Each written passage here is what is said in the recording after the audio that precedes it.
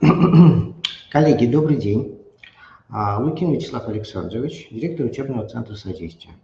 Мы являемся организаторами Всероссийской конференции аккредитации и компетентности.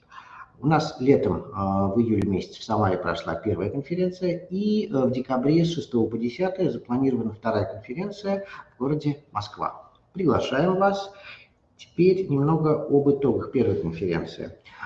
Нас порадовали наши коллеги, пришло 1304 участника, онлайн 1232 и приехали к нам очно в Самару 72 человека.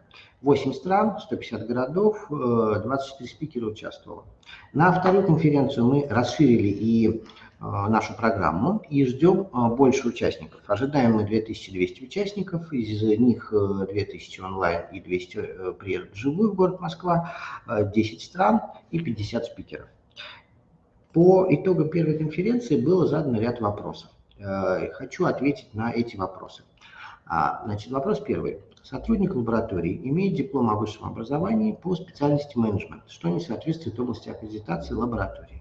У данного сотрудника имеется удостоверение о повышении квалификации, соответствующей области аккредитации. Вопрос. Для соблюдения требований и критериев аккредитации достаточно ли будет пройти сотруднику профессиональную переподготовку и получить соответствующий диплом, который дает право на ведение нового вида профессиональной не знаем, но из вопроса можем предположить, что явно она не связана с образованием менеджмента.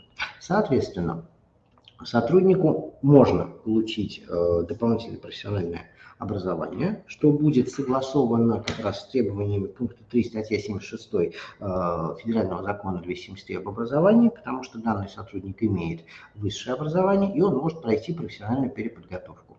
В рамках данной переподготовки он должен освоить программу не менее 250 часов, получить, соответственно, диплом, и в этом дипломе у него должно быть указано право на ведение новой профессиональной деятельности в сфере, которая будет соответствовать и области аккредитации лаборатории, и профессиональным стандартам.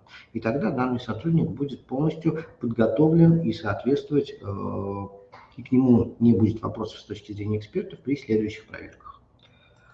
Вопрос второй. Может ли в лаборатории работать сотрудник со средним общим профессиональным образованием?